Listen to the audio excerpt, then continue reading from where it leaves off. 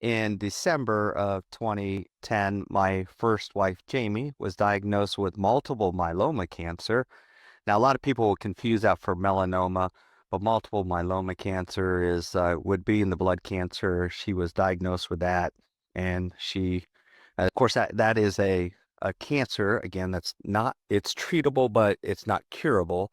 So they had indicated at that time that she would fight that for 5 years, and Jamie did valiantly.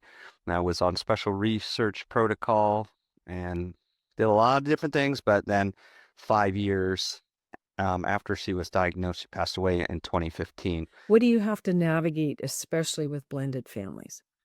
Well, number one, I say the pinch point for any family is the honest and open communication. Honest, like, and that they're just not burying the communication because of the past failed conversations, right? The conversations that have not gone well, or the hurts that we have still buried deep within inside of us that we are having hard times to overcome, right? Welcome to the Farm Family Harmony podcast. I'm Elaine Froese, Farm Family Coach, here with another episode full of transition tips, tactics, and sometimes hard truths to get harmony on your farm.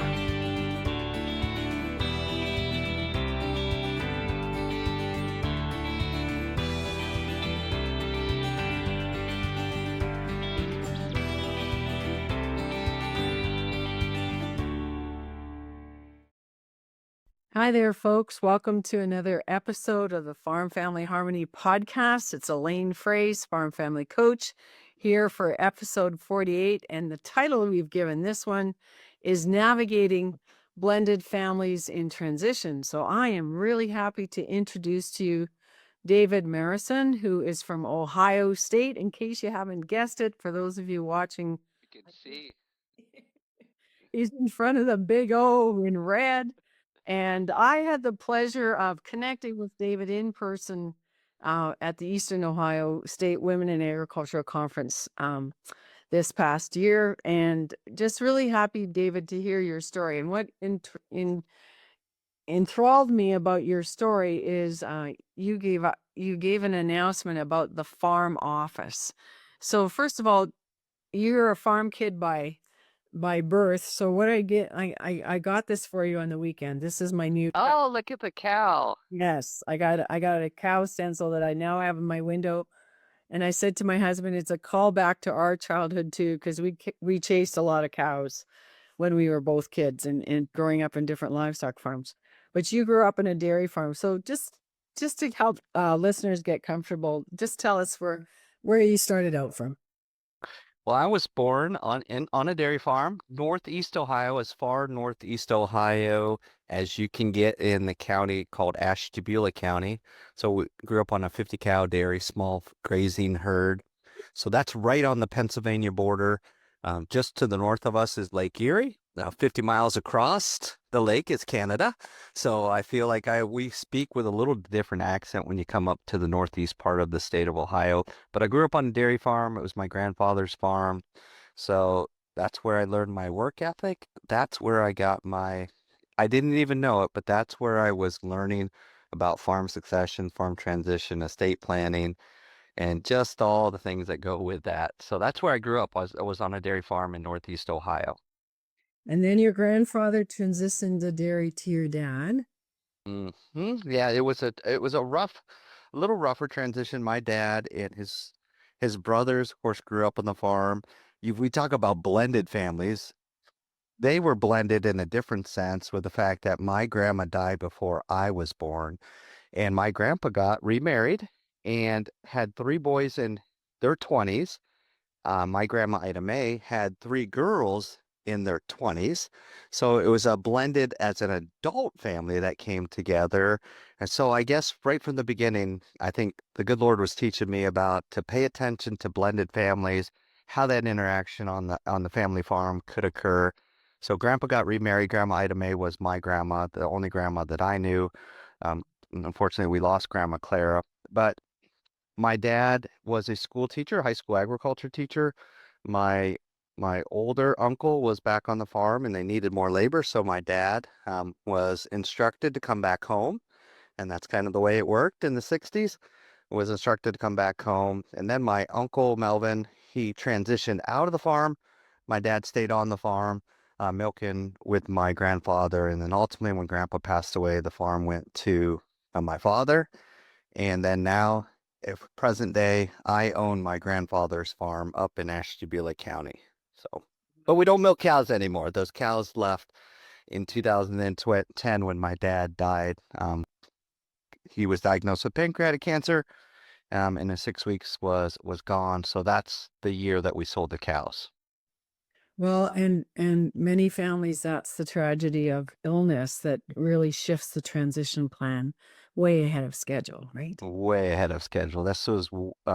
Dad was starting to think about retirement, but yes, definitely 10 years ahead of where he probably thought where the cows would transition off the farm for sure. So the cows left the dairy in 2010. And my dad passed away in June of 2010.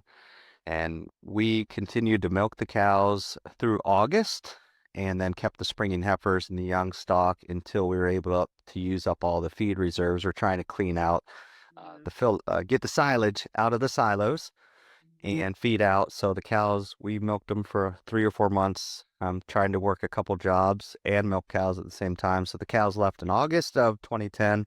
The young stock departed in December. The farm still continues to be farmed. Hay, corn, soybeans still continues that, just no livestock on that farm. Right.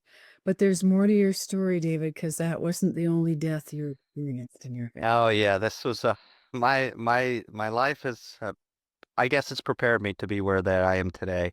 My dad passed away in June of 2010. In December of 2010, my first wife, Jamie, was diagnosed with multiple myeloma cancer.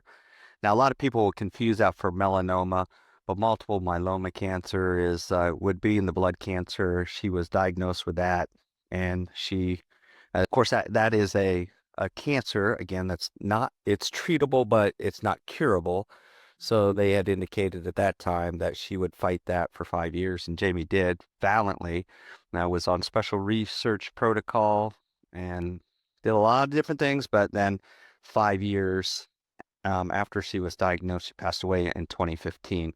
So we're coming up here in this year in 2025 on the 15th reunion of my dad passing away. Yeah. And here in June, it will be 10 years since Jamie passed away. And your family is still blended because I met Emily, who is your second wife. Right. So, like, you, Oh man. I, It's a I, I could talk about the whole, like, what happens, and I guess we're not prepared when we lose a spouse. Uh, Mhm. Definitely say wasn't even prepared to lose a parent, Yeah. but then to lose a spouse, again, Yeah. that's a transition, and there was just a wonderful blessing from our Lord that Emily came along, and we got married in 2018, and at that time, my youngest was transitioning into college, so she was leaving for college, and at that time, then I moved a little south of where I was in Ashtabula County to Coshocton, which is a little east central. So Emily and I have been married, and you know Emily, so we were married in 2018, and fast forward to present day, Emily has two children. They are 17 and 15 and a half. I should say 15 and a half because Julia just got her driver's permit. So that's a big Yeah. half birthday here in the States when you get your driver's permit. So I have two daughters that are older and then two stepchildren. So my range of my children that I have in my life is from 15 to 32. So Yeah, that's a big big, plan. big span there. So So what interested me for our listeners, David, is your farm office.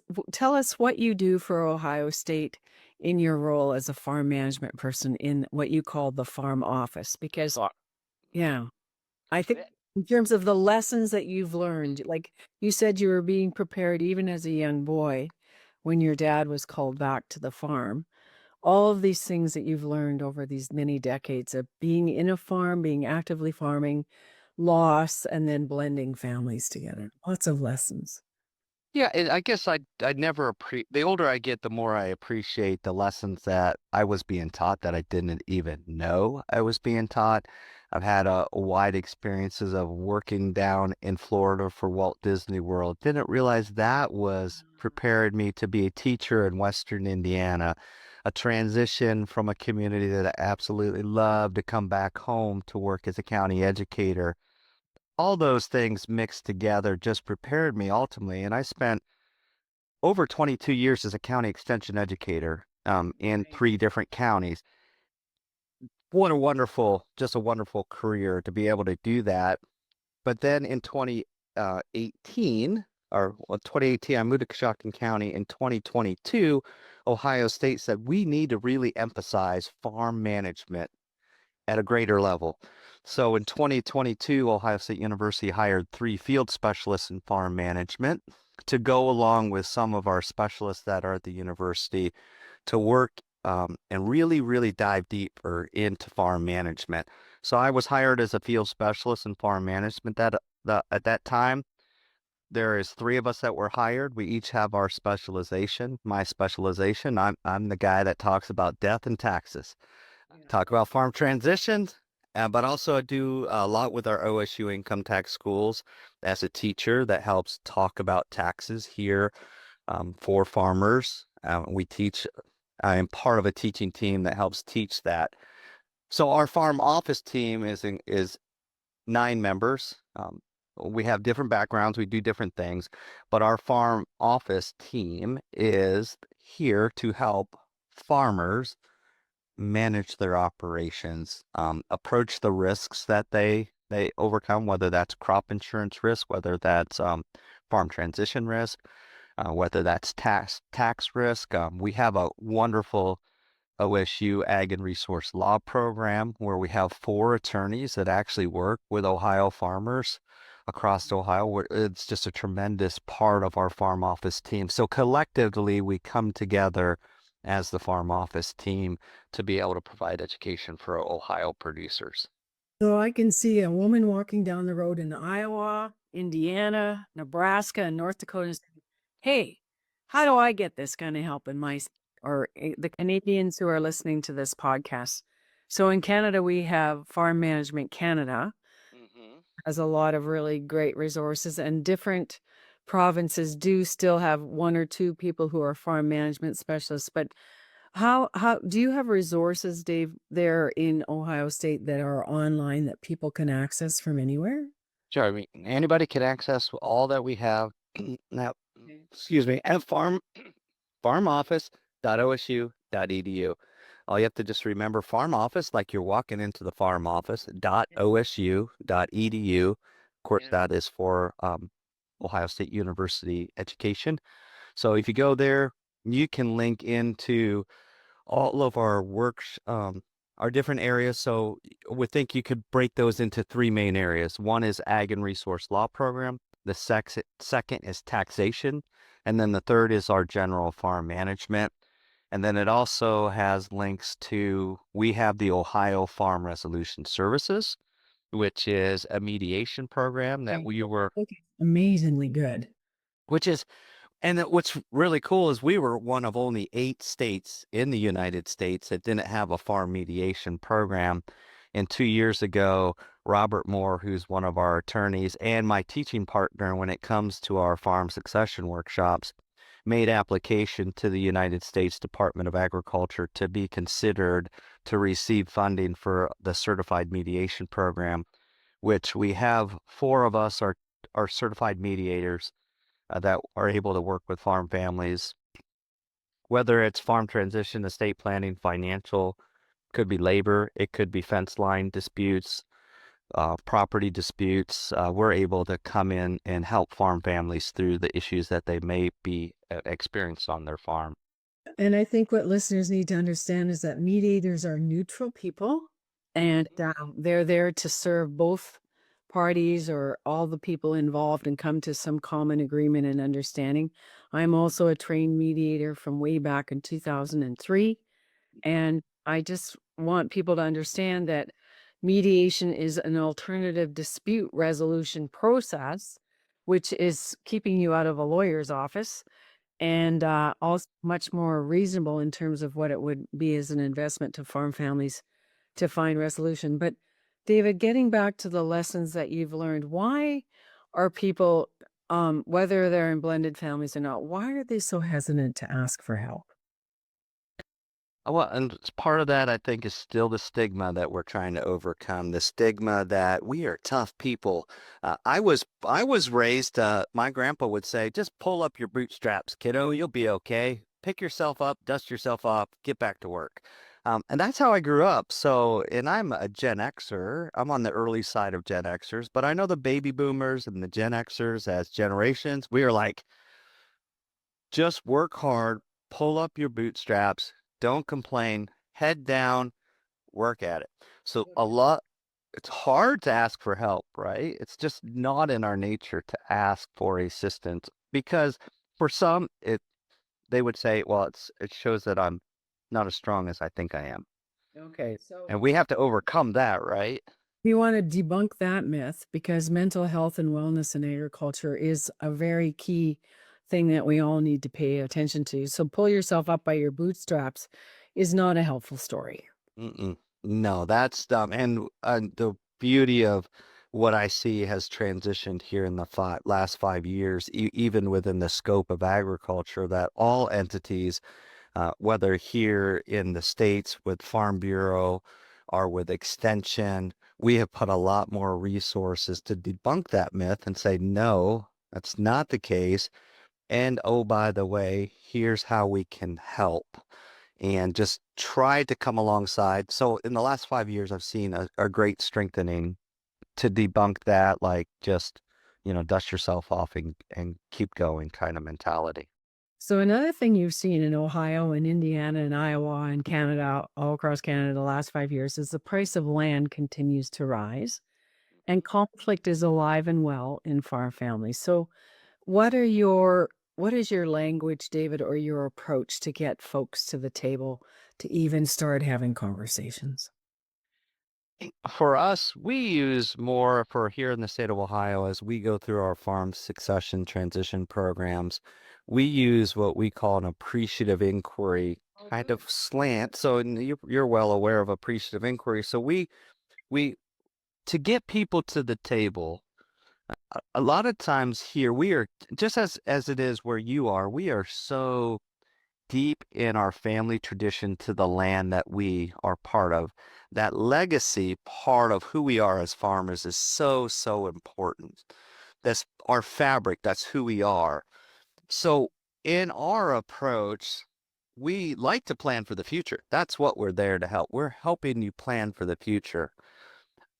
But we are very thoughtful of having farm families pause and think about the legacy. Take the look back because that shared legacy of the family as they come around the table of grandpa's legacy, of grandma's legacy, that shared legacy, that's tugs at every heart that's sitting around that table in some way. So we try to say, okay, let's come together to appreciate the legacy where we were. Then we start to take a peek into where we are now.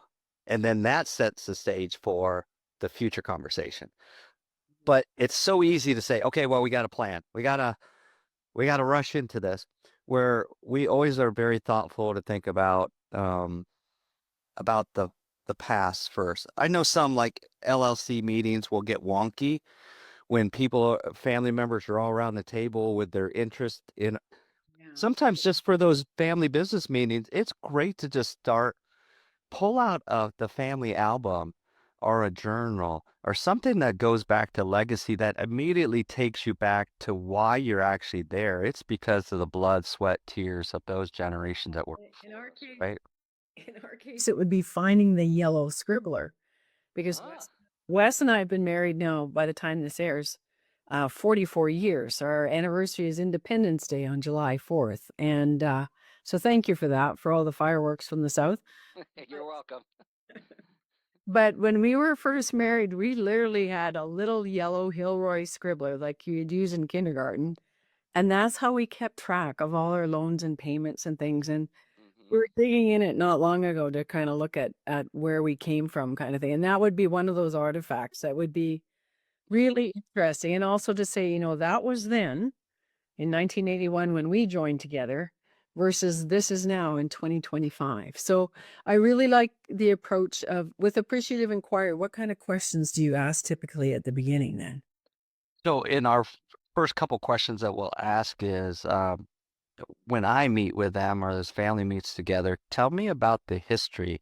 Tell me Mm, about the legacy of the farm, going back to what are some of the personal points of pride that you have about the farm. And I think most farmers love to talk about where the farm was. And I'm re- well, what I really enjoy about this is the younger generation, as they sit around the table and have mom, dad, senior generation, whoever the senior generation is, when they start to talk about personal points of pride and talk to me about how the farm came to be to where it is today, there are ultimately there's stories that come out that the younger generation has there's never heard.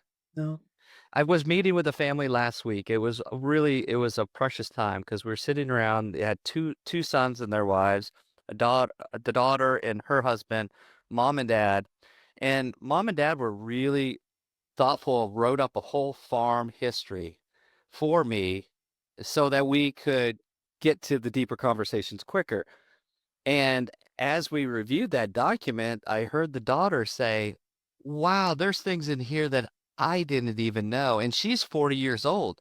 And she says, "These are things, mom and dad, I didn't even know." So just kind of helps set the stage. For some, I'm going to bounce here for a second. Yeah. I might pull something like this. Oh, the lunch kit. This is my grandpa's lunchbox. It Oh, sits that's in my office every day because this is grandpa's. Everyone in our family understands grandpa's lunchbox, what that meant to him. So as we meet here in our family, that's grandpa, and I have his farm hat, the hat that he wore. My late wife Jamie got it bronzed, so I have his hat is bronze, which is okay. hard to see. Sitting Oh here, man, that's a his beautiful hat, David. his Oh, canvas hat. And what is so really cool is my great nephew is was named after Grandpa Levi. yeah. And every Thanksgiving when we get together, Levi gets his picture with great grandpa's hat and his lunchbox. No, So I'm really regretting that I threw out my husband's Tilly hat. That was yes, you should keep the you don't well, you know I'll save the next one. we bronze baby shoes here in the United States all the time. Like, oh, here's your first set of shoes. Whoever thought that you could take your grandpa's favorite farm hat and bronze it? Who would have ever thought that, right? So that's just having that legacy talk is so important because that sets the stage of who you are and where you're going in the future. That is a beautiful story, and that is one of the gold slash bronze nuggets of this Yeah. podcast is what memorabilia are you keeping and restoring to help remember and use as a touchstone for those important legacy stories, right? I have another one. We have a farm in Western Ohio, and he's just a great supporter of what we do. He remembers sitting at the table with the county agent watching his grandpa design the corn crib for their family. But the coolest thing about their family is they understood that in 2 or 3 generations from now, you won't remember anybody. But what they've done, they have a secret website, password protected, that only family members can get to. The one thing that struck, really, I had the honor to be able to look at the website. He allowed me to go on. They actually have a journal of Aunt Lizzie. Aunt Lizzie in the 1800s, sitting on the front porch, wrote a personal diary. And what they've done is they've scanned that diary of Aunt Lizzie's from the 1800s. And now, this could be 100 years from now. Everyone who is in that family line has the ability to visit that. It's a century farm here in the state of Ohio. But as they could actually sit on the front porch of that house, if it's still there, and actually read Aunt Lizzie's journal as she sat on isn't that the coolest thing? Well, That that's wonderful. they've captured that for the family. So how do you capture those memories? Right. And I think it's harder today, right? Because we used to have family albums and pictures, but now they're all on our phone. Well, and again, Brandon Photographics, which is just 45 minutes north of our farm, the guy who runs that business says, Elaine, if that photograph is not printed, it's not real. And so, and again, and it's interesting too, because I know that Maggie Van Camp, I'll give a shout out to her here at Loft 32. If you go to Loft 30, the number 32.com, we'll put it in the show notes. She is also proposing that families get video stories done. And I Mhm. just met with my friend Diane Springford out on Vancouver Island recently. And she too gave me the resource, which I'll also put in the show notes, of another woman out on Vancouver Island who does beautiful work of capturing these stories, also, David, on video. But the interesting thing about that secret website to the family is that it's a growing document. It Mhm. will keep growing and growing, and, you know, Graham, one of our employees who's from South Africa, takes the most beautiful pictures. He's got more pictures of the Northern Lights than you can shake a stick at, but he's always taking pictures of the activity on the farm, and so it's a call out too, as part of what we're talking today about legacy and celebrating the history of the farm and using that as a base of, "Look what has been created through the generations," things that you can celebrate because strong families celebrate. And so when you get together, as in your case with a blended family, and you also mentioned your grandfather marrying a second woman because of a death, and we see this happening all the time. And um, I'm just going to do a shout out for my own book right now, Farming's In-Law Factor, Great book. which is how to have more harmony and less conflict on family farms. But when people have read this, they said, Elaine, you need to talk more about blended families, which is why we're having this conversation, David. So once you've got a good foundation of the family history and the pride and the legacy of where the farm has come from, where do you see the pinch points or the or what I call the undiscussables? Where are the hard conversations? What do you have to navigate, especially with blended families? Well, number one, I say the pinch point for any family is the honest and open communication. Honest communication. Honest, like, and that they're just not burying the communication because of the past failed conversations, right? The conversations that have not gone well, or the hurts that we have still buried deep within inside of us that we are having hard times to overcome, right? Blended families throw an extra wrinkle into the whole planning process because that communication has to step up even more. The research here in the United States shows that I think there's somewhere like 40% of all families are blended, as far as through marital blending. And the fact that the statistics show that you're more likely to have an additional divorce or additional marriage because of the blendedness and the struggles that overcome it. So first of all, communication is key. And I I just you have to know, and you met Emily, how much I adore Emily because part of our marriage commitment to one another is just continue to figure out who we are and then how do we blend better? How do we blend our histories together, but also how do we blend what we do as parents? So a lot of that is that you have to have a commitment to help to educate yourself. So And for self-aware. You you learn to know yourself better, David. What a concept about being more self-aware. and 25 years ago, I thought I had the world by the tail, the cat by the tail, and I thought I had it all figured out. Here, Um, here's one for you. yeah. Boy, did I have that wrong because life just kept throwing things to say, no, David, you don't have it figured out. And oh, by the way, you're not in control. So part of that is for blended. What I want to say specifically when it comes to transition, and I saw this with again another family I have the opportunity to meet even again tomorrow with.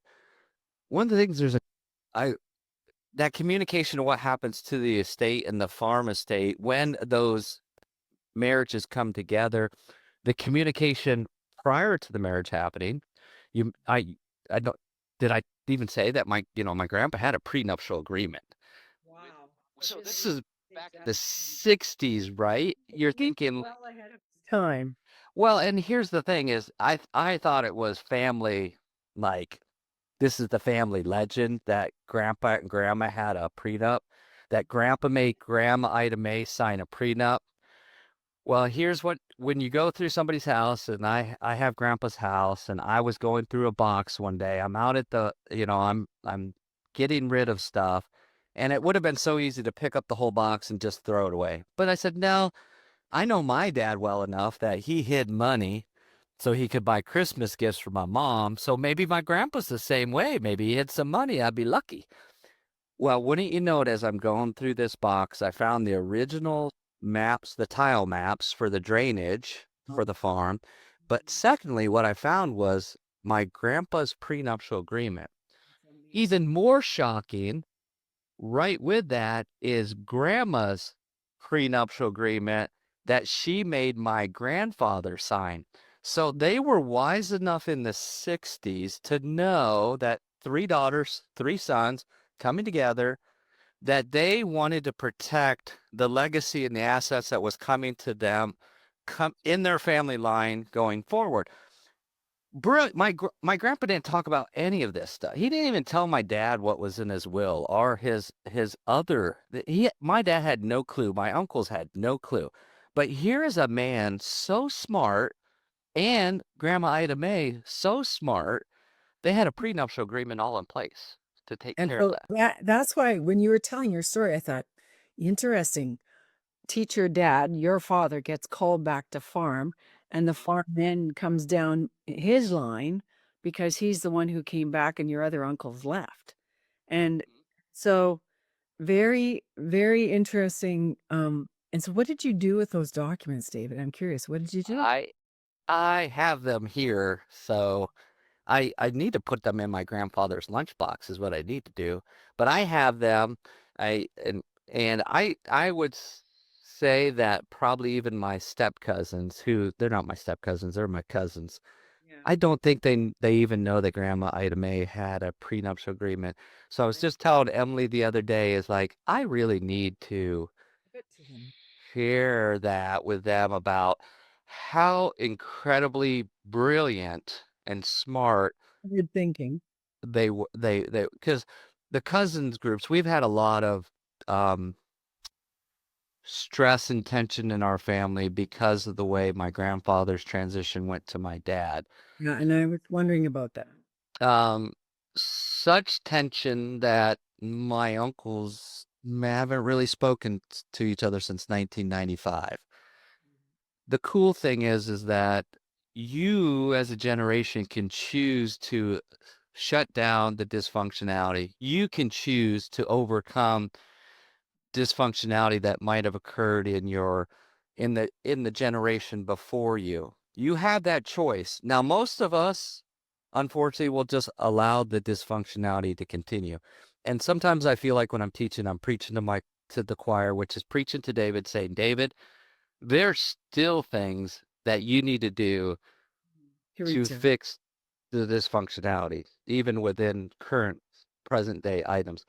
But we have the That's choice to overcome that, right? We have the choice. I just want to also put this in the show notes. We'll put in a PDF written by Lance Woodbury on called The Rules of Estrangement, which is a book by Josh Coleman. And we'll also put in the show notes another one called Fault Lines, How to Heal Fragmented Families, because chapter 8 of Fault Lines is an amazing. It just goes to what you just said.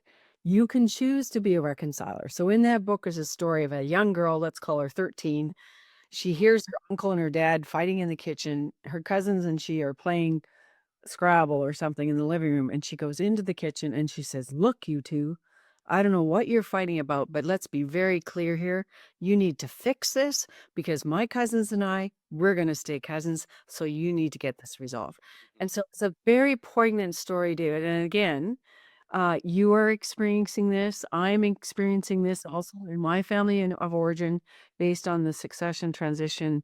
of my mother dying 6 weeks after our family meeting with the old will, not the new will, and brother, non-farming siblings, me being a farmer in another part of the province.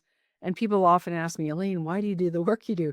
Because I'm sitting in the same ambiance, let's call it, of many families where it's not ideal because people have chosen, David, not to communicate. And I also wanted to just loop back very quickly to what you said about one of the lessons for blended family is honest communication. So I was in Grafton, North Dakota with True Wealth Management and Steve Eckman Law Firm. And Steve Eckman's a wonderful lawyer in Grafton, North Dakota. And I'm going to shout out to him because I'm pretty sure he's listening today. And Steve was in the back of the room and he texted me and he said, Elaine, please emphasize that when people are talking about what they do or do not expect from the parents' estate, that they be honest. Because in my family meeting 6 weeks before my mother died, I was very clear, very direct, and I said, "Mom, I expect nothing from you." Because I, as a farm person in another part of the province, have always been wealthier than my parents. And I said, "Anything I get from you, your residue estate would be a gift, would be fine. But if there's nothing, it's okay because you've already given me all the things I need, which are love, roots, and wings, which I got at a very young age in my 20s." And so when Steve made that comment about honest, it just reminded me what you said, David, is that you have an opportunity in these facilitated conversations with you or somebody else from your farm office, from your group of 9 folks who'd like to do this facilitation work, or from us as coaches anywhere in North America. Be honest. Don't Eh, don't don't hold back because you know what the next thing is somebody dies and then there's all kinds of new information that comes to the fore that nobody ever talked about before. Yeah, there's a great book. I know you love books. The Why Am I Afraid to Tell You Who I Am by John Powell that talks about the levels of conversations, and we use that as well in our teaching about. It's so easy to talk the first two levels of communication where it's very, I would say, just how's the weather? Well, Yeah. it's gonna be 50 to here today, whatever that may be. But to get to where you unpack those feelings, emotions, your ideas, and to have those open and honest communication, I know most of us struggle with that. And it's been a lifelong process. It's continuing to be a process for myself personally. Uh, I don't think I will ever arrive when it comes to communication. I am reminded that constantly, day after day, right? That it is it's a daily thing, right? So, You're unfolding in that and be kind, be kind to yourself. And here's, I don't know if this is an Irish saying, but be kind to everyone you meet. You mhm, have no idea what battles they are facing. And the other Irish saying that is an Irish proverb says, every front door looks beautiful mhm, until you get through the door. And so you and I are very privileged people to be invited into mhm, sacred spaces and family circles of farm families and to listen to their story, to listen to their pinch points and to say, wow, that's really interesting. What are you planning to do about that? And so that's my other concern, blended families and procrastination.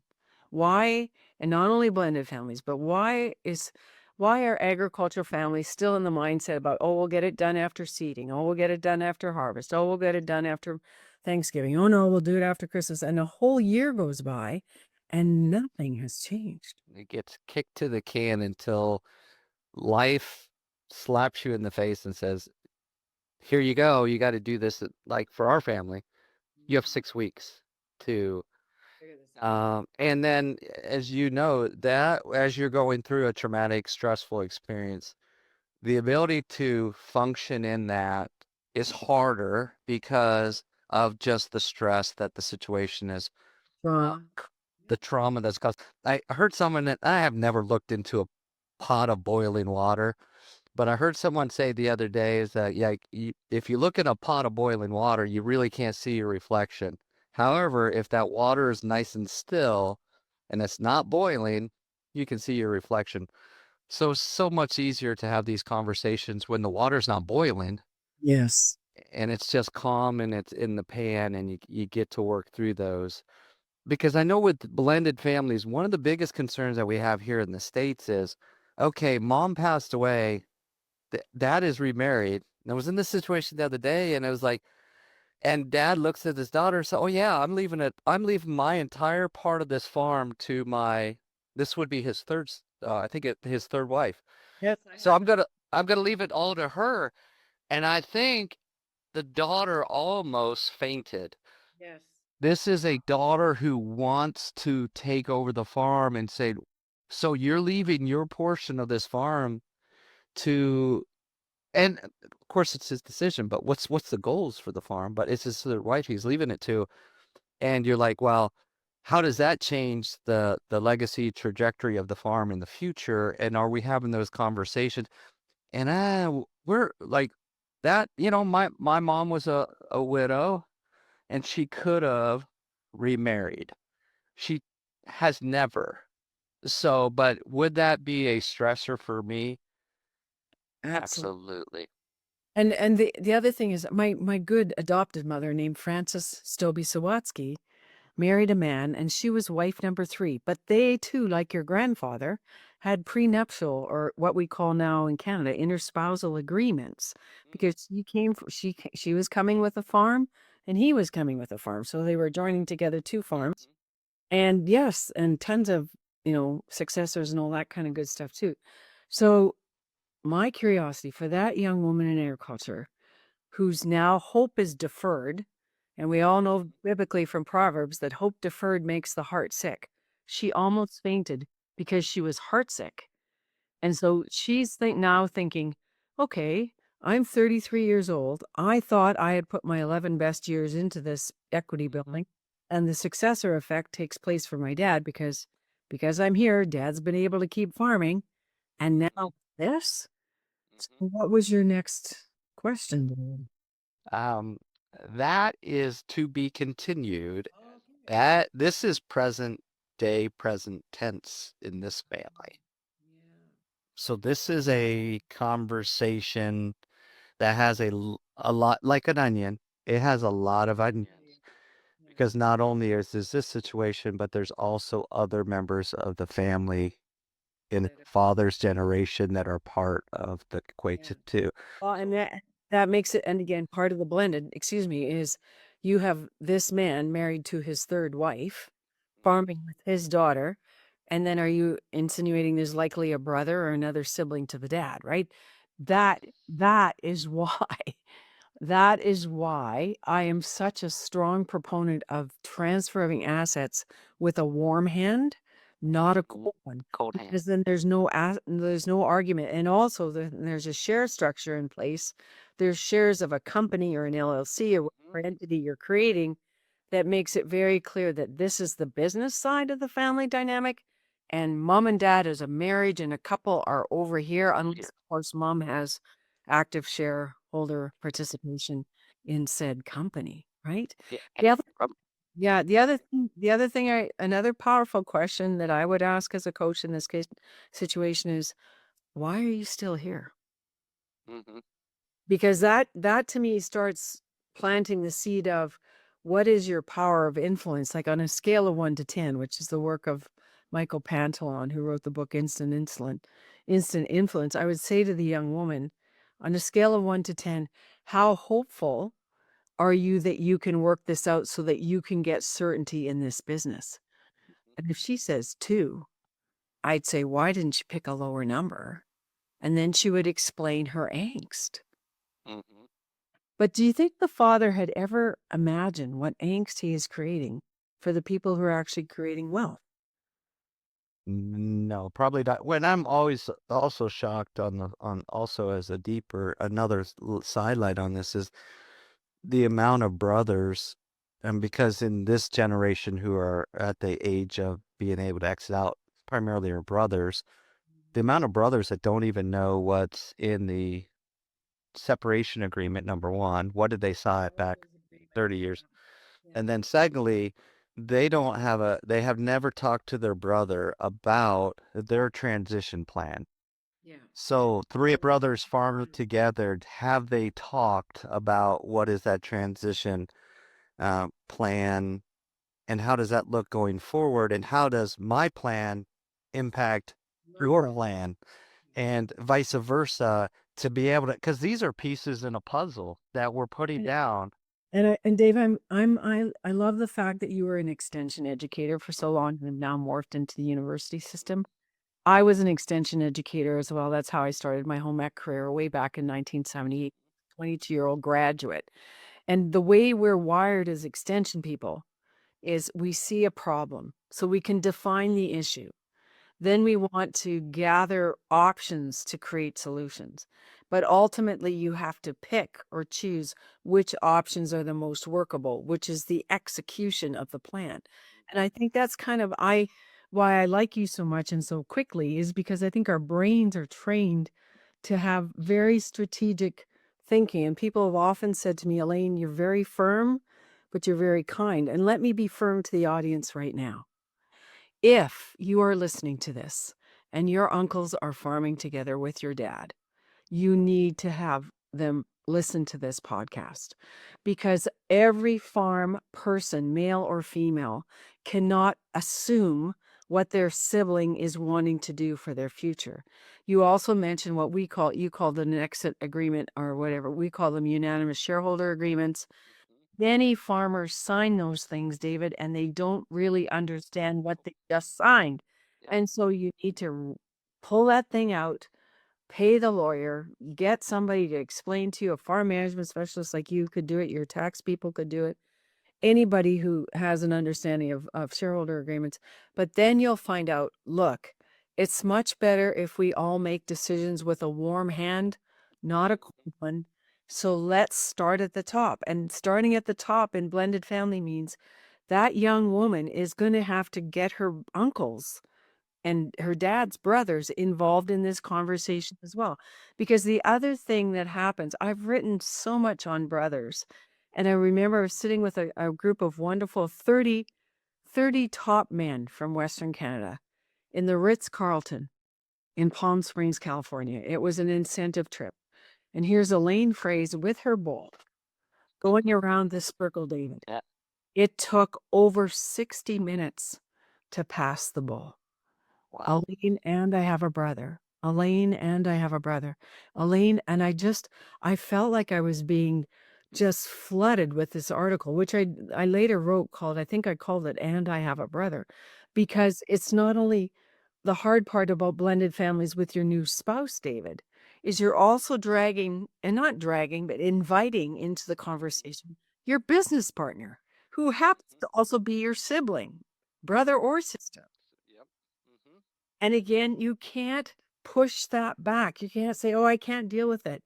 You have no choice Yeah. because the decisions are gonna impact your decisions.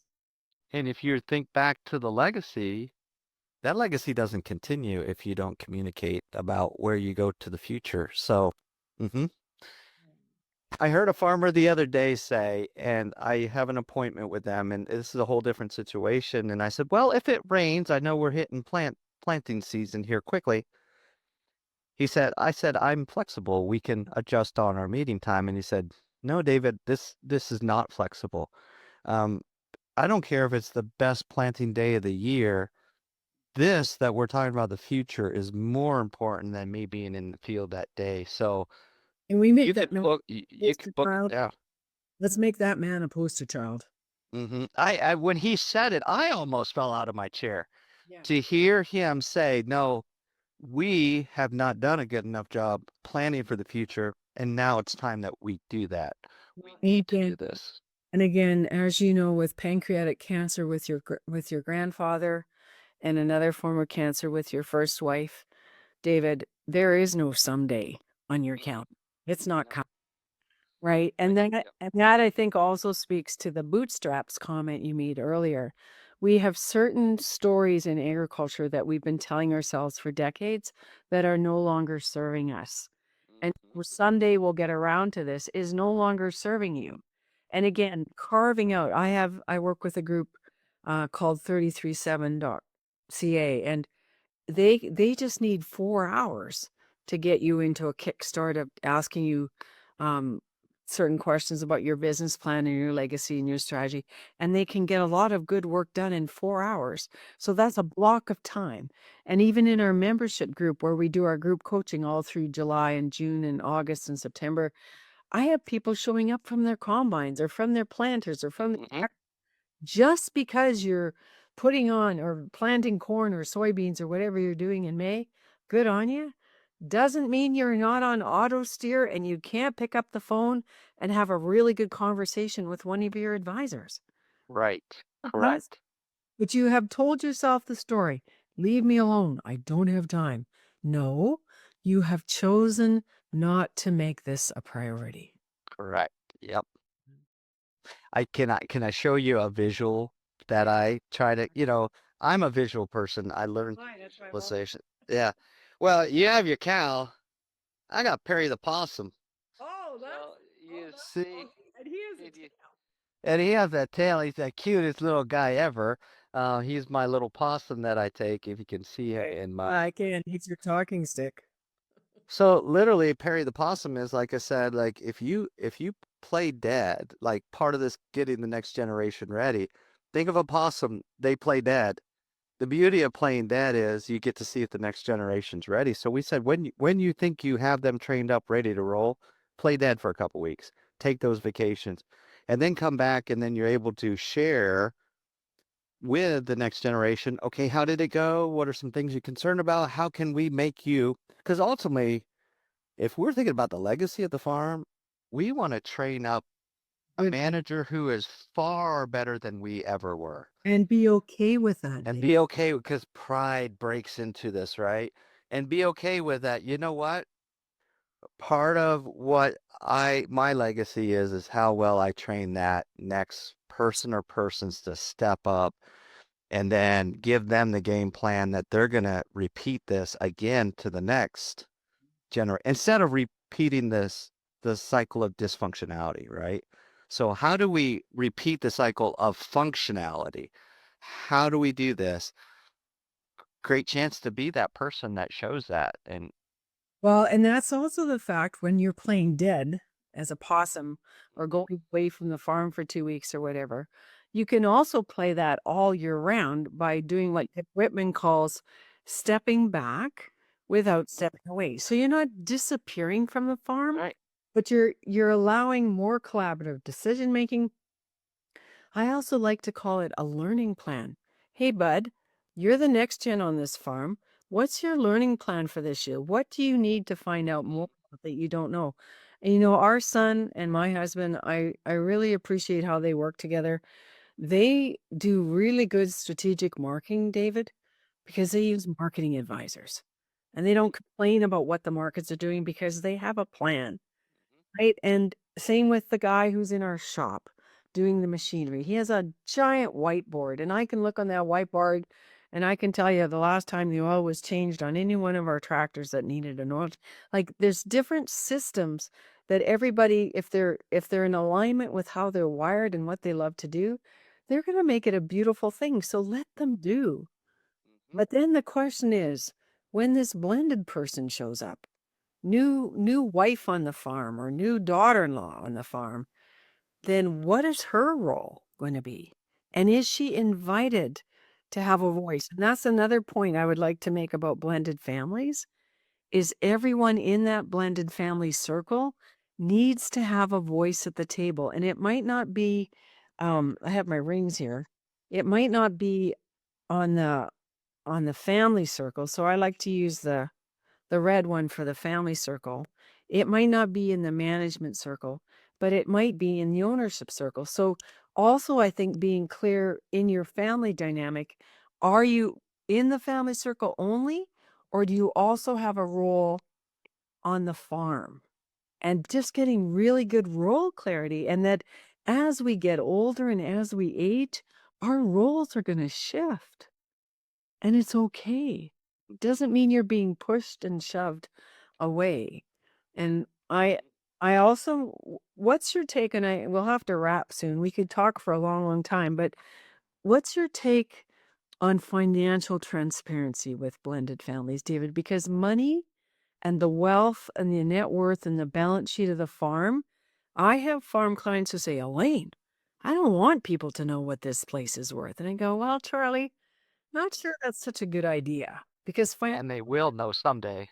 well, and Yeah. to me, finance talking about money is not going to kill you, but it is going to give you options to create solutions. So I'm on the other side. I go, no, more is better as long as you define confidentiality for Mhm. everybody.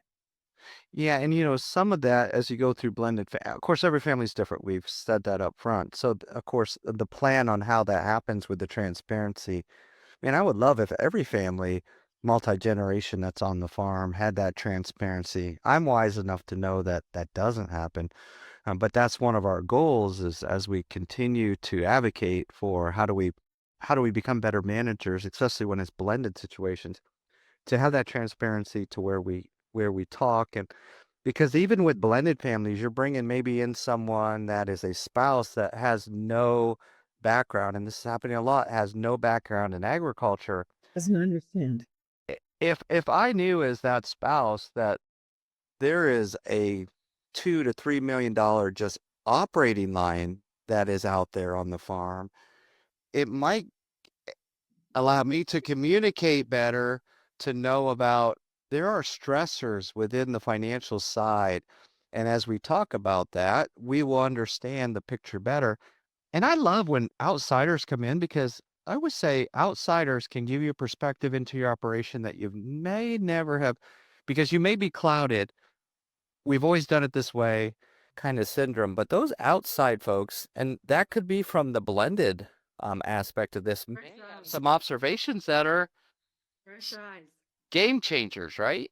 Mhm. So, and if you're bringing spouses in, there should not be secrecy between the spouses when it comes to the financials of the business that they're involved in the business. Now, I'm not saying that the new spouse comes and takes over and runs it.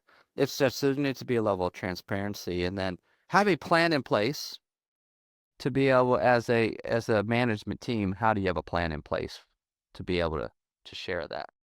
Yeah. And the other thing I'd like to say to all the daughter-in-laws listening to this, David, is ask for what you need. Because many daughter-in-laws just want to know the big picture. Are we a good family? Do we pay our bills on time? They don't want to know the minutia. But the other thing I did with our daughter-in-law, Kendra, I explained to her what an operating loan was. I explained to her short-term, intermediate, and long-term debt because she and her husband had a very significant land mortgage. I said, Kendra, this is paid over 10, 15, 20 years, whatever the terms of that Mhm. mortgage, just to give her some basic financial understanding.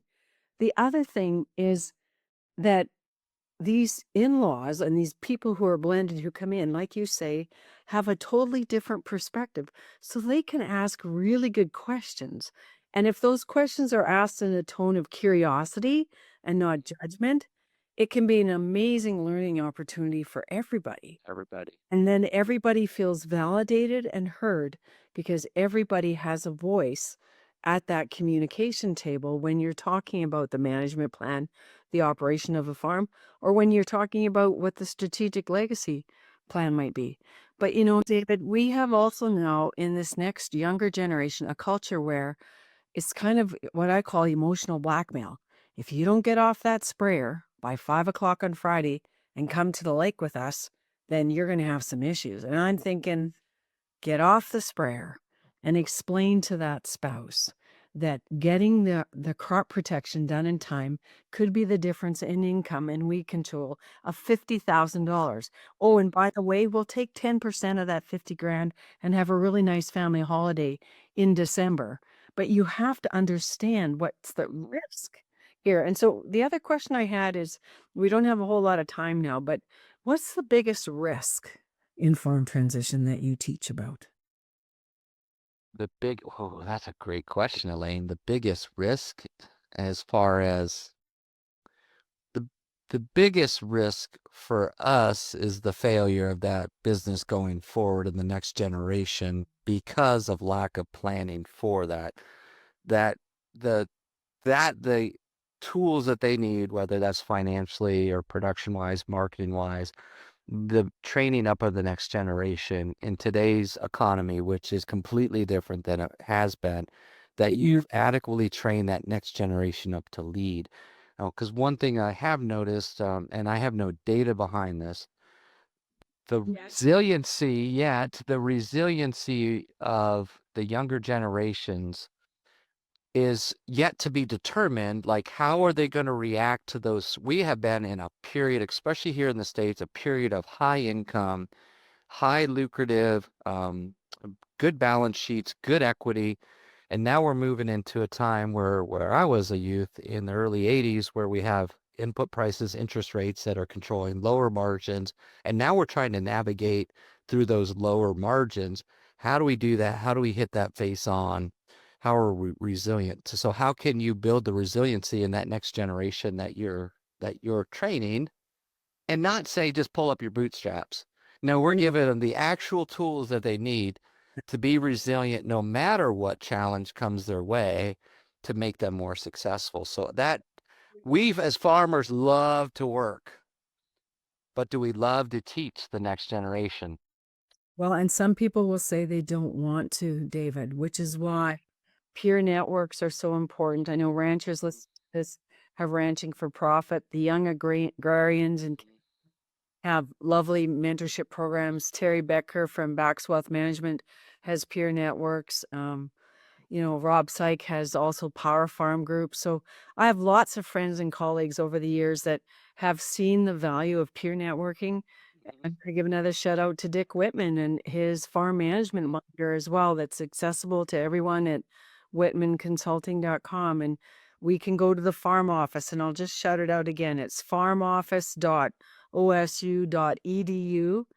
And it's just been delightful, Dave, to hear your story and to see your excitement and passion for the good that you see happening in all of the families that you have the honor of working with, and knowing that there's new ways of doing things that will be exciting, not to just the next generation, but also to the older generation, to understand that they have done their best work and they have been open and they've been transparent. They've been kind and compassionate, and they've looked at what does everybody in this family need to let the next generation grow this business even more. And I think that's the excitement. So for my husband Wes, who I just celebrated a 44th anniversary with, he is looking forward to his granddaughters and grandson farming with him, and he's got a whole new legacy vision for the next 10 to 15 years to see that unfold. So thank you so much for your time. I look forward to having you and Emily visit us. We're talking, we want to come up, so we Oh, it'll be definitely just said yesterday we need to get this planned out on how to yeah, come up and see and you. would love to have you, and we'd have lots more stories to share. So Yep. thank you so much for your time My today. pleasure. Absolutely. Point our listeners to the show notes. And again, do us a favor, give this podcast to your uncle, share it with your grandma, and share it far and wide, because we are here to help you find harmony through understanding. And we want every farm family listening to this podcast to know that they are going in the right direction. So take care of each other, stay safe as you work in the fields this summer, and be well and be thankful. We'll see you next time. Bye for now.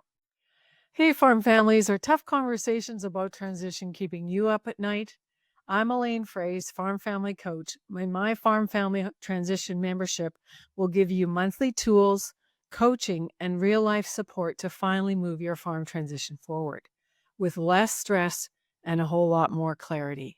It's time for you to stop circling the same old conversations and start creating harmony in your family and in your farm's future. So join us today at elainefraise.com/membership, where your legacy will take root. Let's make transition less tough and way more doable.